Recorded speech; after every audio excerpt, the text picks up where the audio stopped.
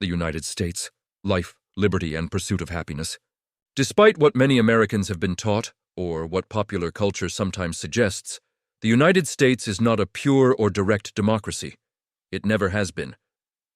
Instead, America was founded as a constitutional republic, a system deliberately crafted by the framers to protect liberty, limit government power, and ensure that the voice of the people is expressed through chosen representatives rather than through impulsive mob rule or shifting public passions.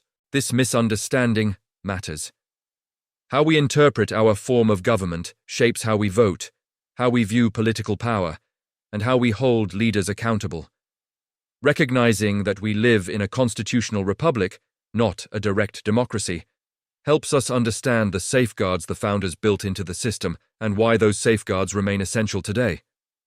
Why the founders rejected direct democracy. The men who drafted the Constitution were well-educated students of history. They had read about, and often directly cited, the failures of past civilizations. One of their greatest concerns was the danger of unrestrained majority rule, also known as mob rule, the Achilles heel of pure democracy. James Madison, often called the father of the Constitution, was especially outspoken about this danger.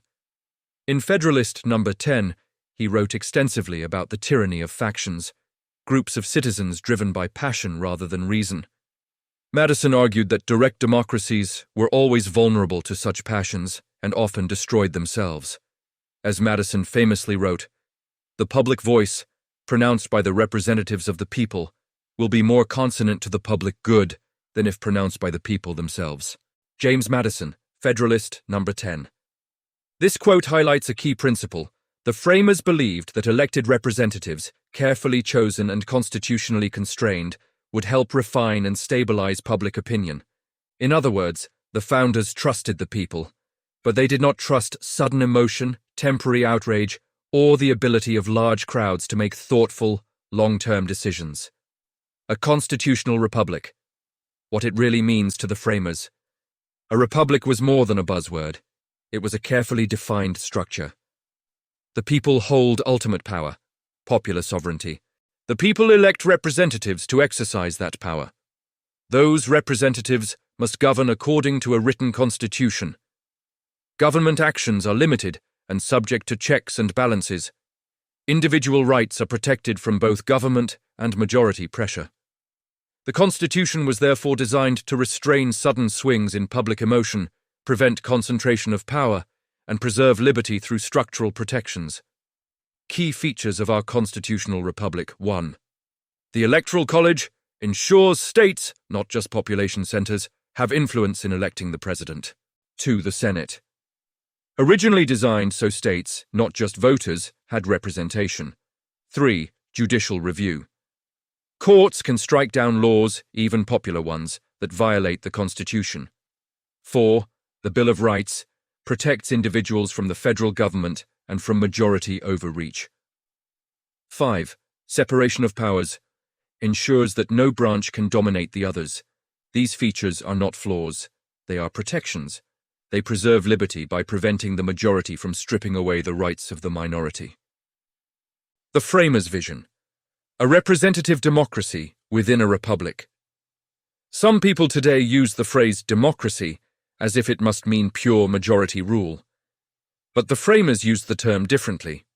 To them, a republic was a form of representative democracy, not direct democracy.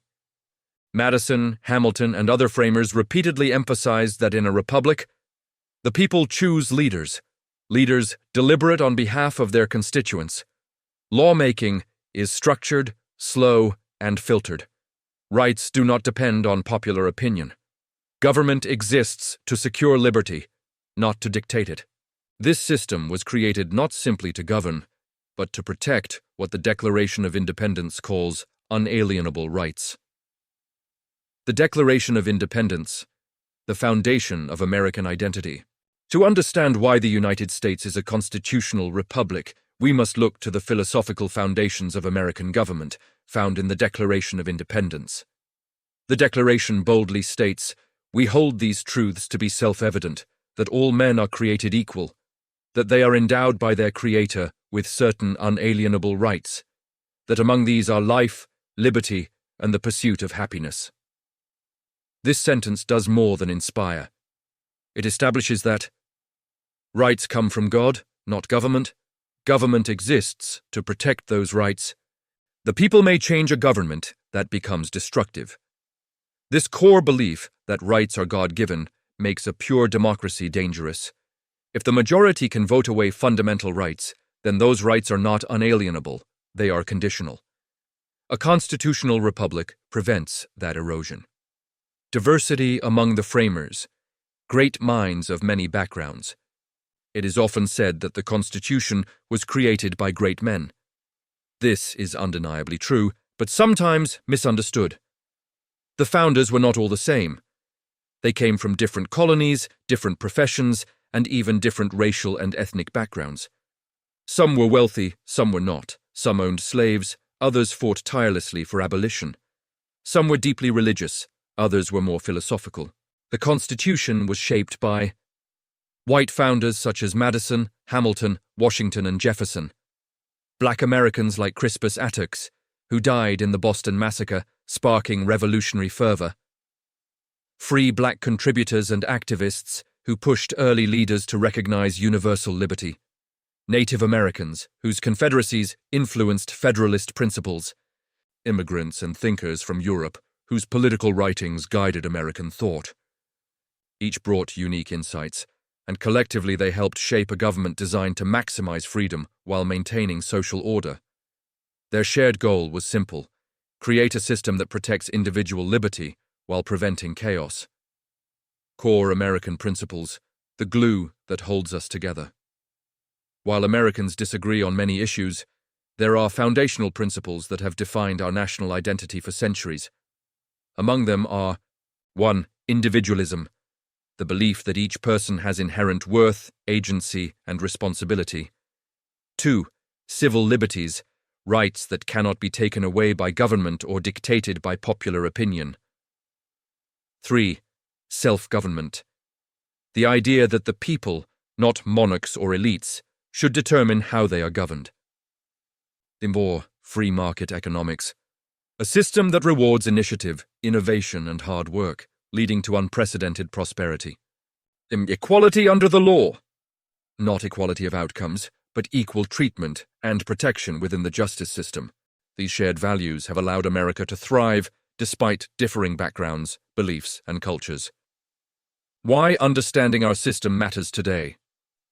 In an age of political polarization, social media outrage, and widespread misunderstanding of civic principles, remembering the nature of our government is more important than ever. A constitutional republic prevents tyranny by slowing down emotional decision-making, protects unpopular opinions, ensures continuity of law and order, defends minority rights against majority pressure, promotes deliberate, thoughtful policy-making. Direct democracy, by contrast, is vulnerable to mob rule, rapid swings in public mood, demagogues who exploit emotion, short-term thinking, destruction of minority rights.